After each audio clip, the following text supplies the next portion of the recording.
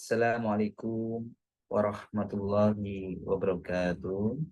Alhamdulillah, wassalatu wassalamu ala rasulillah wa ala alihi wa sahbihi wa man tabi'ahu. Asyhadu an la ilaha illallah wa asyhadu anna Muhammad Rasulullah.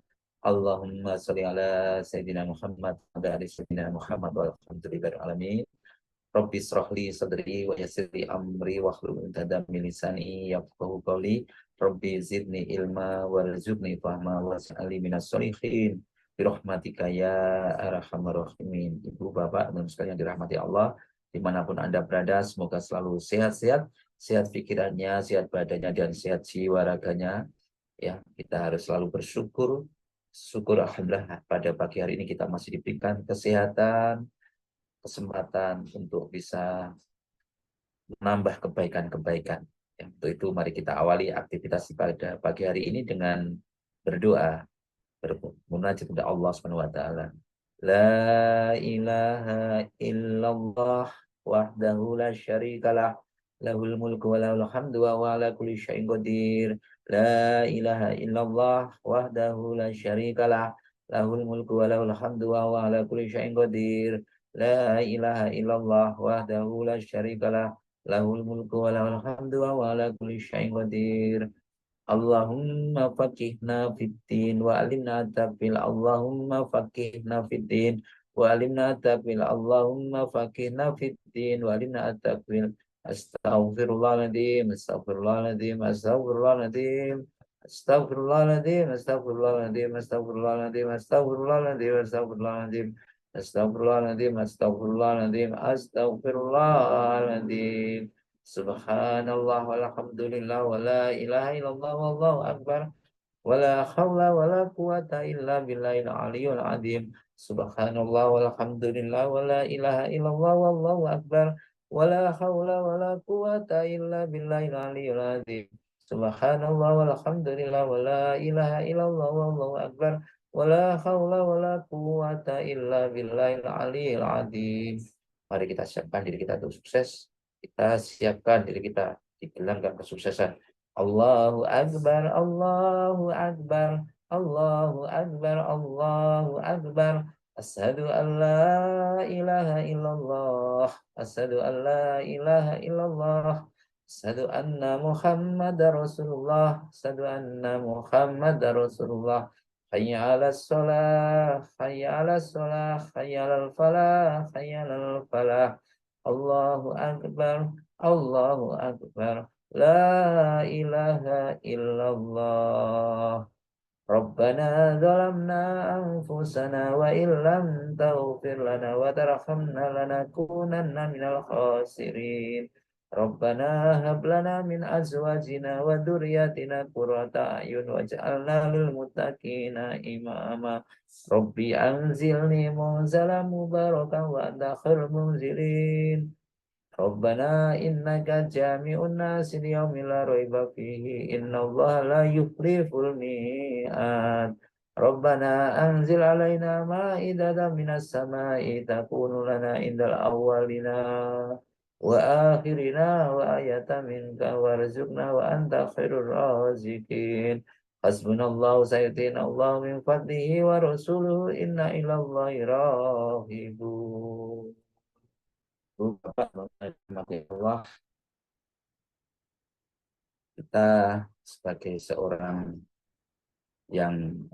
muslim itu, kalau kita selama ini kita berbicara sukses, berbicara kaya, itu ya, kalau sebagai seorang muslim itu kaya itu bukan tujuan utama, ya, bukan tujuan utama. Sebagai seorang muslim menjadi kaya itu bukan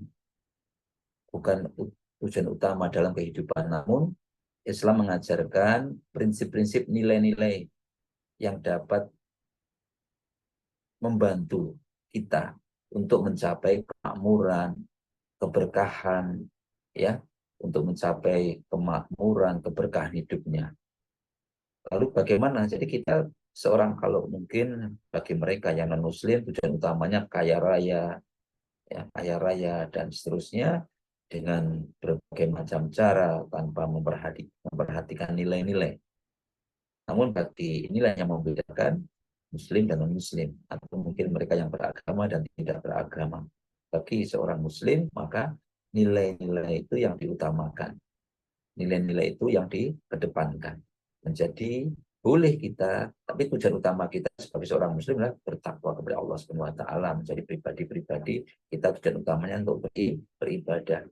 Namun sebagai seorang Muslim kita juga diberikan panduan kalau kita ingin kaya, ingin keberkahan itu ada panduan hidupnya. Yang pertama yaitu panduan hidupnya itu kita harus taat pada perintah Allah, harus berusaha untuk mentaati perintahnya, termasuk menjalankan semua ibadah-ibadah, terutama ibadah sholat, puasa, membayar zakat, dan melakukan ibadah-ibadah kebaikan-kebaikan tadi yang lain, berbuat baik, membantu orang lain, dan seterusnya, dan seterusnya. Masih banyak lagi kebaikan-kebaikan itu. Dan di samping ibadah-ibadah itu, ya ibadah tersebut juga harus bekerja dengan ikhlas, bekerja dengan tekun, terus bekerja dengan keras dan mencari rezeki yang halal, bekerja dengan mana tadi dengan ikhlas artinya apa? Ya artinya memenuhi kebutuhannya diri sendiri dan keluarganya sesuai dengan yang diajarkan oleh agama, sesuai dengan panduan agama yang tentunya yang halal. Ya. Kemudian juga kita untuk selalu menambah kemampuan, menambah keterampilan, keilmuan, keahlian, ya itu ini sebagai cara, itu sebagai sarana atau kita harusnya memantaskan diri dengan karena kalau Islam juga kalau kamu ingin sukses dunia dengan ilmu, sukses akhirat dengan ilmu, maka harus selalu menambah menambah keterampilan, keahliannya ya keahliannya, keterampilannya selalu diasah terus baik pendidikan formal maupun pendidikan non formal atau pelatihan apapun, seminar, workshop apapun diikuti. Dan berikutnya juga tidak kalah penting yaitu pelatihan bagaimana kita harus pandai atau bijak di dalam mengelola keuangan. Ini penting sekali di dalam mengelola keuangan yang baik, membuat bagaimana kita membuat anggaran, harus kita bisa menabung, bagaimana memikirkan masa depan. Walaupun sedikit tetap harus ditabung, harus ada. Itu Islam mengajarkan demikian. Jadi kalau tidak peduli penghasilan berapa, tabungan-tabungan itu harus ada ya. Kalau masih sekolah tentu tabungannya itu ilmu pengetahuan pendidikan itu. Tapi kalau sudah nanti selesai difokuskan nanti sekecil apapun harus ada yang ditabung. Ya ini intinya harus pandai bijak mengelola keuangan. Terus kemudian juga harus salah satunya ya berbagi kepada sesama terutama kepada yang membutuhkan, sedekah, berbuat baik kepada orang lain. Ya ini juga yang diajarkan supaya hidup kita itu juga berkah. Itu sebagai sarana kita juga menarik keberkahan, menarik berkah dari Allah Subhanahu wa taala. Selanjutnya juga apakah langsung otomatis kita akan menjadi sukses? Tentu belum. Ya, kita juga harus sabar dan tawakal. Jadi kita harus sabar dan tawakal. Karena di dalam kehidupan ini selalu akan ada ujian, cobaan, ujian. Itu Pak terus di dalam kehidupan itu. Ya, Allah sendiri juga sudah berkalam demikian. Terus nanti akan ada ujian dan cobaan. Maka namun kalau kita itu sudah paham itu semua, dengan mengikuti prinsip-prinsip tadi, maka kita terus berusaha melaksanakan perintah Allah dan menjauhkan dari larangan-larangannya. Insya Allah kita akan menemukan jalan. Ya, kalau kita sudah sholat dengan baik dan implikasi sholat dengan baik ya kita bekerja dengan tekun dengan baik juga. Ya, salah satunya ibadah-ibadah yang memang diperintahkan oleh Allah yang yang pertama kali diperiksa tentu ya itu kalau kita pengen keperbaikan kehidupan kita, pengen kesejahteraan kehidupan kita yang pertama kali yaitu perbaiki apa? Perbaiki sholatnya, ibadah taat tadi yang pertama ya, taat ibadah tadi yang pertama apa? Sholatnya, ibadah sholat yang pertama ya, ya ibadah sholat yang utama yang harus kita lakukan, yang kita perbaiki dulu. Karena sholat merupakan rukun Islam yang kedua setelah syahadat ya, dan sholat ibadah seorang yang mau bersinggungan dan sholat itu juga ibadah yang kita berkomunikasi langsung dengan Allah. Kita bisa berdialog langsung dengan pencipta kita, yang maha pencipta kita, dengan memuji, berzikir, dan kita bisa berdoa. Ya, jadi kalau kita tidak melakukan sholat dengan baik, kita sangat sangat rugi. Maka dengan sholat kita juga bisa bertemu dengan Allah. Maka di saat sholat tentunya kita bahagia. Ya, di saat ini kita tadi pagi kita sudah sholat. Nanti habis itu mungkin kita ada waktu sholat duha. Kita di saat kita bisa ketemu dengan yang maha, ya maha memiliki alam semesta, maha pencipta, tentunya kita bahagia. Di saat waktu masuki waktu sholat, kita juga tentu bahagia. Karena kenapa bahagia? Karena kita bisa ketemu, kita bisa ngobrol, kita bisa berkesempatan untuk menyampaikan ide gagasan kita, laporan pekerjaan kita. Nah ini ya, ini yang harus jangan sebaliknya, aduh wis sholat rek, waduh sadar melek, itu berarti kita tidak bahagia dengan waktu sholat tersebut. Jadi dengan sholat, maka dengan memperbaiki kualitas sholat kita, dengan kita yang pertama dari kita bahagia dengan datangnya waktu sholat. Kenapa bahagia? Karena kita bisa mengobrol, kita bisa memuji, berzikir, berdoa, menyampaikan proposal kehidupan kita, menyampaikan permasalahan-permasalahan kehidupan kita kepada yang maha pencipta. Tidak ada yang tidak mungkin permasalahan itu bisa diselesaikan dengan sangat cepat, hanya dengan bertakwa, dengan bertakwa, dengan bertawakal, maka dengan sungguh-sungguh, maka semua permasalahan akan diselesaikan dengan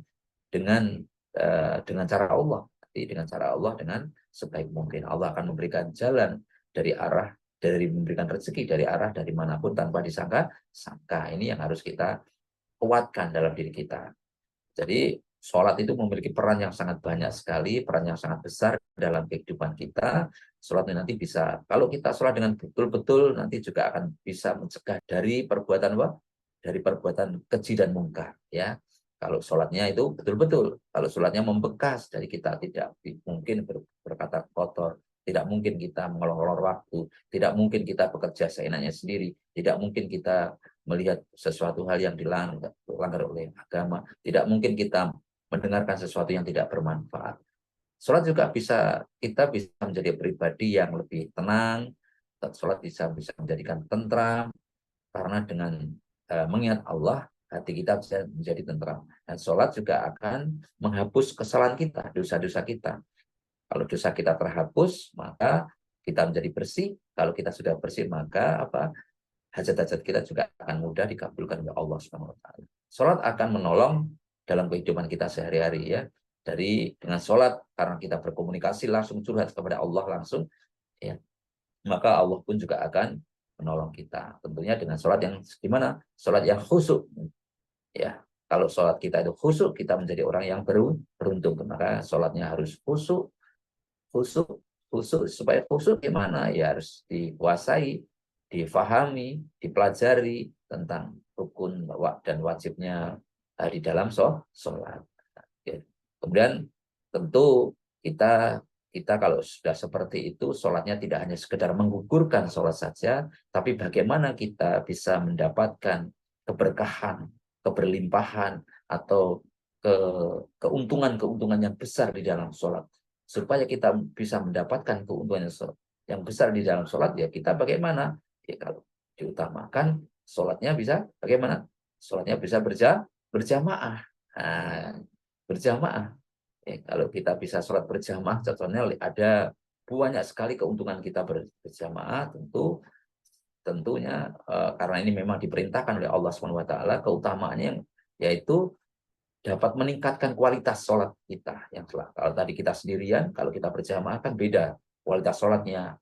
Ada dua yaitu sholatnya insya Allah pasti diterima oleh Allah. Ya, ini hadis dari Rasulullah SAW sendiri. Karena siapa yang membeli baju dengan 10 dirham, sedangkan di dalamnya terdapat 1 dirham, uang haram, maka Allah tidak akan menerima sholatnya selama mengenakan baju yang haram. Jadi kalau kita sendirian, ada kekurangan, ada baju yang haram di dalam diri kita, maka tidak diterima. Tapi di saat kita itu sholat berjamaah, mungkin sholat kita tidak diterima, tapi bacaan teman-teman kita atau jamaah yang lain diterima, maka itu akan diterima. Akan diterima. Jadi karena apa? Karena sholat mungkin imam atau mungkin jamaah yang lain diterima, menyebabkan sholat kita diterima oleh Allah SWT. Itu ya. Kemudian pahala yang lain yaitu tentu kalau dengan kita sholat berjamaah, kita memiliki derajat pahala yang lebih tinggi daripada sholat sendirian. Di dalam hadis disebutkan sholat berjamaah melampaui sholat sendirian dengan mendapatkan 27 derajat pahala. Kalau sendirian berapa? 1 derajat saja. Itu kalau diterima tadi ya. Kalau diterima hanya dapat 1, teman-teman sekalian. Nah, Islam mengajarkan supaya kita itu berlimpah kaya. Maka ayo ini. Maka kita harus mengejar yang mana? Yang 27 derajat. Jadi, bagaimana caranya? Dengan berjamaah. Terus keutamaannya sholat berjamaah juga menjauhkan kita dari sifat munafik. Orang yang bermalas-malasan adalah melaksanakan. Jadi, kalau kita munafik itu apa? Katanya kita mau sholat, tapi kita malas-malasan. Sholatnya malas-malasan. Itu munafik. Ya, dengan berjamaah, karena nanti kita bersama-sama, kita jadi semangat di dalam melaksanakan sholat. Itu diancam di sini. Keutamaan kita melaksanakan sholat jamaah, kita terhindar dari sifat munafik. Terus kemudian juga nanti diampuni dosa-dosa kita dengan kita sholat berjamaah. Jika imam mengucapkan, contohnya keutamaan selanjutnya yaitu dosanya akan diampuni oleh Allah Subhanahu wa taala, seperti sabda Nabi besar Muhammad SAW, jika imam mengucapkan ghairil maghdubi alaihim waladdallin, maka makmum membacakan amin, yang mengucapkan amin itu bersamaan dengan malaikat, maka nanti langsung diampuni dosa-dosa kita.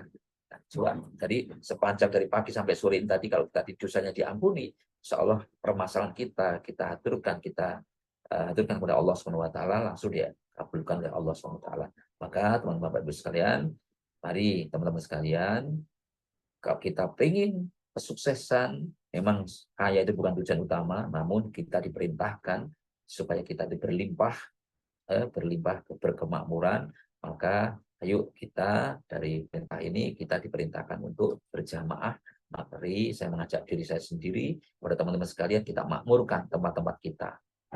Tidak harus di masjid, ya, di kantor kita hidupkan, ya, sebagai sarana apa? Sebagai sarana, ayo kita sebagai sarana apa? Sarana kita beribadah. Karena bekerja itu juga ibadah, ya. Maka mari jadikan sholat mencegah dari perbuatan keji dan mungkar, sehingga kita juga menjadikan tempat kita sarana kepada teman-teman kita untuk ayo mengajak kepada teman-teman kita untuk menjadi syiar bagi masyarakat.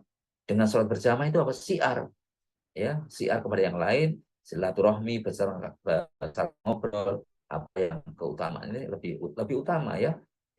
Jadi ayo kita hidupkan tempat rumah kita atau musola kita atau masjid kita atau tempat kerja kita, di tempat kerja kita, di musola tempat kerja kita, itu kita hidupkan, kita ingatkan teman-teman kita. Makanya waktu istirahat disamakan dengan waktu sholat, itu supaya apa?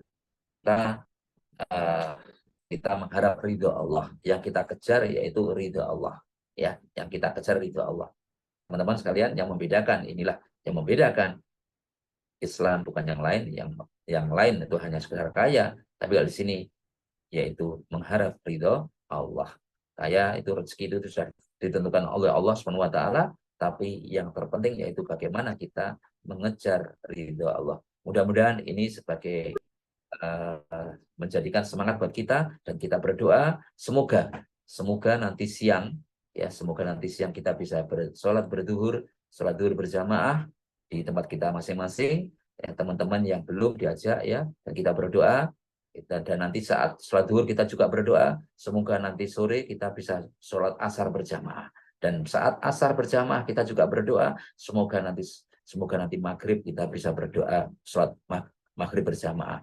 Setelah selesai maghrib kita juga berdoa semoga selesai maghrib kita juga bisa berdoa bisa sholat isya berjamaah, dan setelah isya berjamaah kita juga berdoa semoga kita bisa sholat malam kita juga berdoa semoga kita bisa sholat subuh kita juga berdoa semoga kita bisa ibadah di pagi hari ini, atau sholat duha dan sholat duha. Seterusnya kita Seperti itu. Kita isi dengan harapan-harapan itu tadi. Semoga sepanjang waktu kita niatkan untuk beribadah kepada Allah Subhanahu wa taala.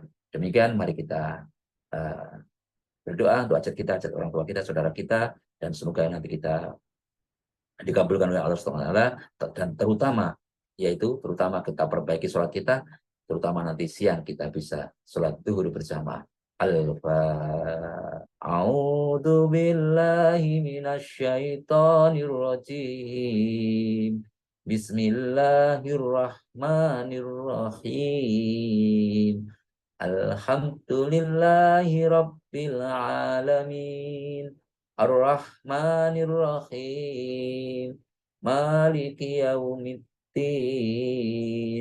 Iyyaka na'budu wa iyyaka nasta'in. Ihdinas siratal mustaqim. Siratal ladzina an'amta 'alaihim khairil maghdubi 'alaihim waladdallin. Amin. Moga dilanjut.